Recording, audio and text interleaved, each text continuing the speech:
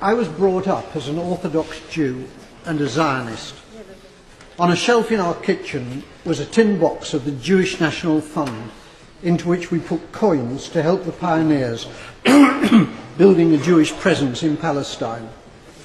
I first went to Israel in 1961, and I've been there since more times than I can count. I had family in Israel, and I have friends in Israel. One of them fought in the wars of 1956, 1967 and 1973, and was wounded in two of them. The tie clip which I'm wearing is made from a campaign decoration awarded to him, which he presented to me. I've known most of the prime ministers of Israel, starting with the founding prime minister, David Ben-Gurion. Golda Meir was my friend. So was Yigal Allon, the deputy prime minister, who as a general won the Negev for Israel in the 1948 War of Independence. My parents came to Britain as refugees from Poland. Most of their families were subsequently murdered by the Nazis in the Holocaust. My grandmother was ill in bed when the Nazis came to her hometown of Stachov. A German soldier shot her dead in her bed. Madam Deputy Speaker, my grandmother did not die to provide cover for Israeli soldiers murdering Palestinian grandmothers in Gaza.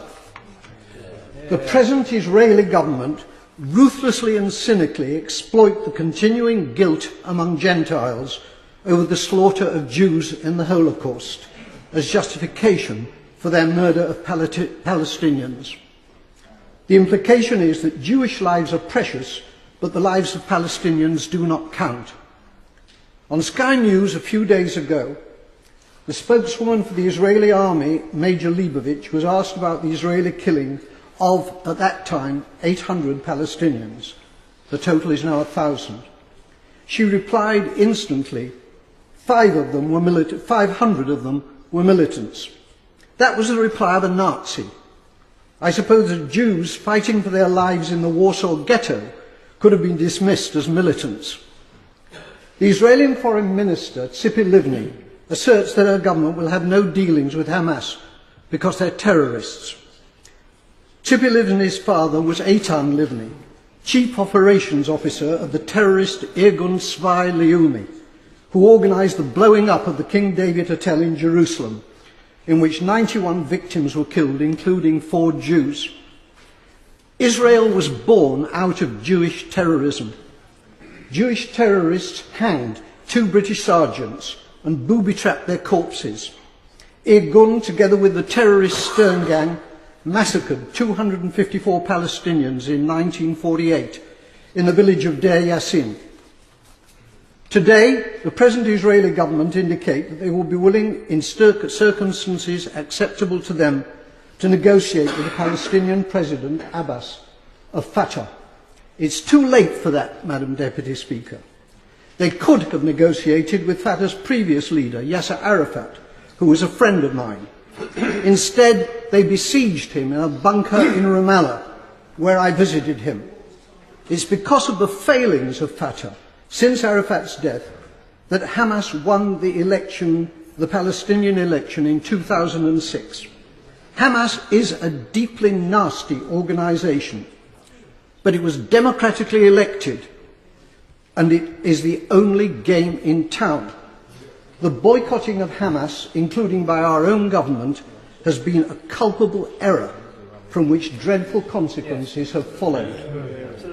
The great Israeli Foreign Minister Abba Eban, with whom I campaigned for peace on many platforms, said, "You make peace by talking to your enemies."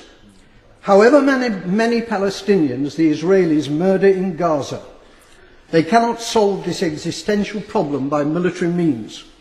Whenever and however the fighting ends, there will still be 1.5 million Palestinians in Gaza and 2.5 million more Palestinians in the West Bank, who are treated like dirt by the Israelis, with hundreds of roadblocks and with the ghastly denizens of the illegal Jewish settlements harassing them as well.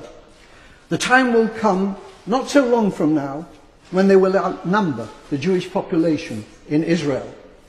It's time for our government to make clear to the Israeli government that its conduct and policies are unacceptable and to impose a total arms ban on Israel. It is time for peace, but real peace, not the solution by conquest, which is the Israelis' real goal, but which is impossible for them to achieve. They're not simply war criminals, they're fools.